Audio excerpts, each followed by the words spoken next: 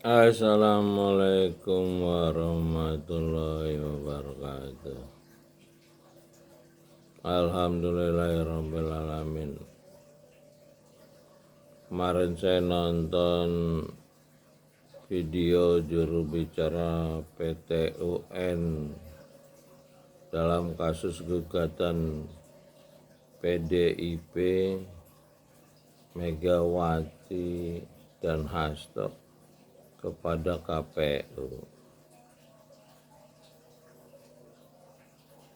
yang ditunda putusannya pada 10 Oktober 2024 menjadi 24 Oktober 2024. Berarti Presiden terpilih Prabowo Subianto dan Gibran Rakabuming pasti akan dilantik karena Ketua MPR adalah orang Gerindra, Pak Muzani. Nah, setelah dilantik tanggal 24 Oktober 2024 akan ada putusan PT UN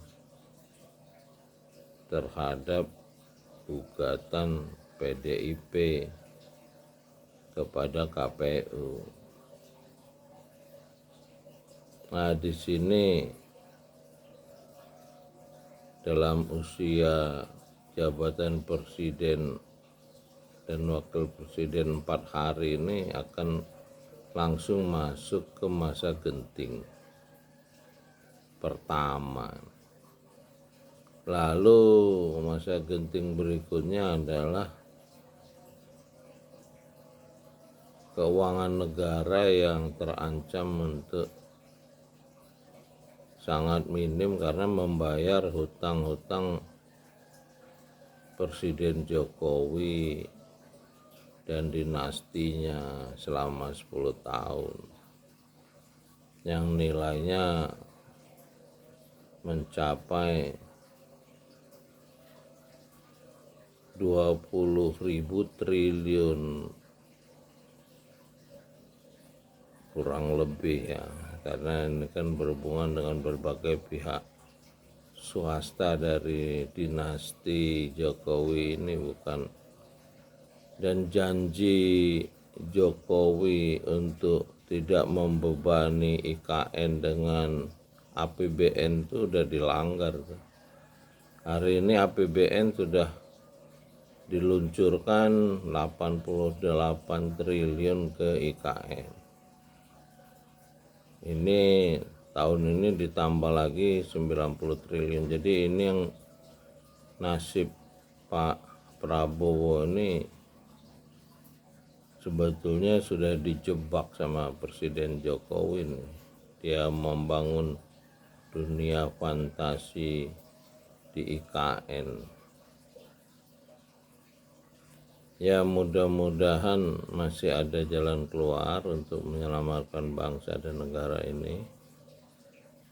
Kemarin juga saya nonton Pak Rocky Gerung pada 10 Juli 2024 di Mimika, Papua yang menyatakan Jokowi melakukan pembangunan besar-besaran di Papua, tapi untuk siapa? Sementara orang Papua menghadapi kekerasan militer. Ya, ini sebelumnya saya sudah sinyalir ada pengkaplingan tanah Papua, dan ada informasi di Suara Umat tuh ada areal tambang dari Irianti,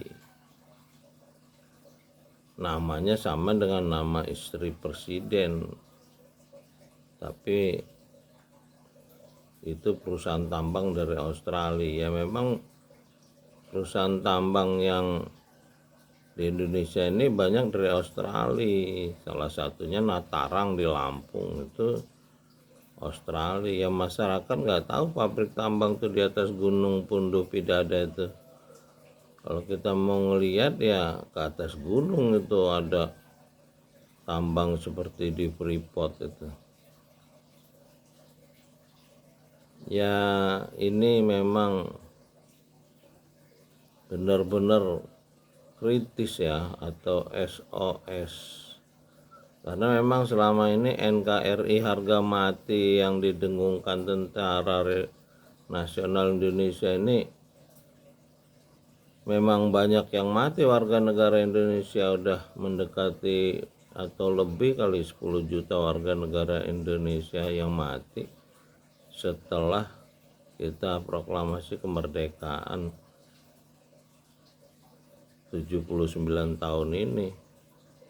Yang harusnya tentara itu menghadapi musuh dari luar negeri itu ya mulai dari pembantaian terhadap sahabat-sahabatnya Bung Karno, orang pejuang-pejuang Bung Karno sendiri ya terbantai atas nama politik, atas nama mereka difitnah, namanya politik presiden seumur hidup. Nah sekarang periode Jokowi ini terjadi balas dendam politik oleh anak-anak PKI, cucungnya segala. Jadi ke depan nih ya memang kita akan menghadapi masa kritis. Yang dulu korban politik di Orde Baru akan melakukan pembalasan juga. Ya Presiden Jokowi ini luar biasa sebetulnya dengan penampilan populisnya itu. Profesor Mukidi, dokter dari Harvard tuh udah jelaskan nih, pemimpin tiran yang berkedok populis yang di majalah Tempo yang hilang dari peredaran. Jadi ke depan kita akan menghadapi situasi yang sangat kritis. Sementara daerah yang merasa ketidakadilan selama 79 tahun merdeka juga akan berbicara, ini kita ini mau bersatu dalam NKRI atau kita mau masing-masing. Kalau ngelihat elit Jakarta yang ada hari ini, mereka jalan sendiri, nggak peduli peraturan, nggak peduli negara. Nah kasus yang Rocky Gerung di Papua itu benar dugaan pengkaplingan Papua, yang sebelumnya dilakukan Orde Baru pengkaplingan Kalimantan dan Sumatera oleh elit Jakarta, yang melahirkan yang 9 naga, 9 buaya, 9 harimau, terakhir 9 dungu nih,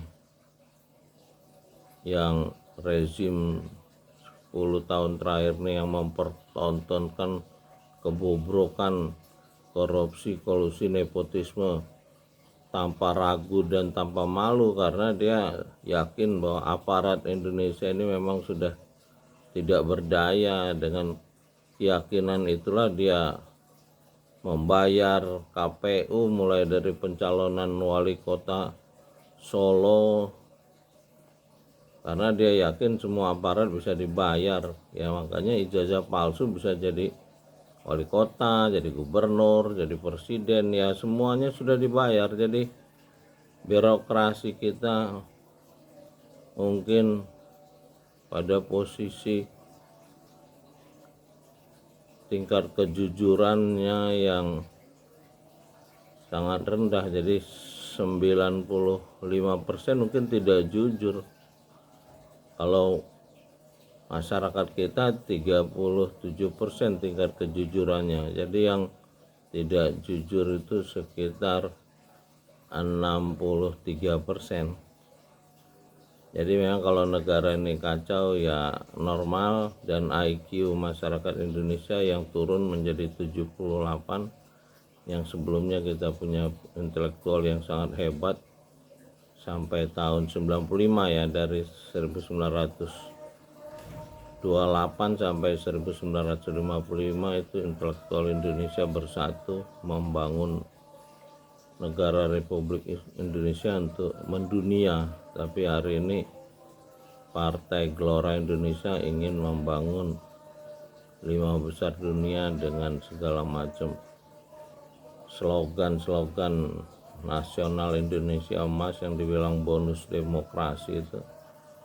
tapi kalau dibanding Malaysia maka yang memanfaatkannya bisa bonus demografi itu adalah negara-negara lain. Kita sendiri cuman bergerak sangat lambat ya, karena berbagai macam konflik dan keserakahan elit Republik Indonesia ini yang merupakan kaki tangan penjajah sejak zaman Romawi ingin menjajah Indonesia pada awal abad pertama Masehi.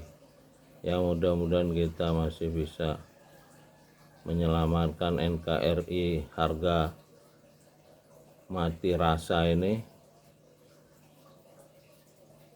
Jadi NKRI harga mati ini ternyata melahirkan NKRI mati rasa.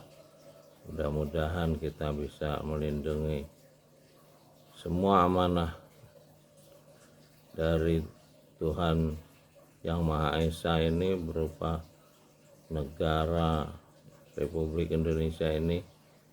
Semoga Pancasila bisa kita jadikan pedoman untuk membangun kecerdasan bangsa, menjaga perdamaian dunia.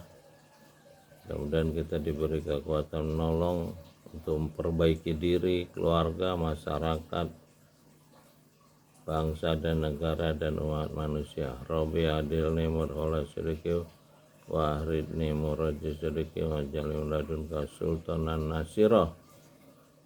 Salam dari Menara Langit, Muhammad Handrason Napoleon berbagi cerita.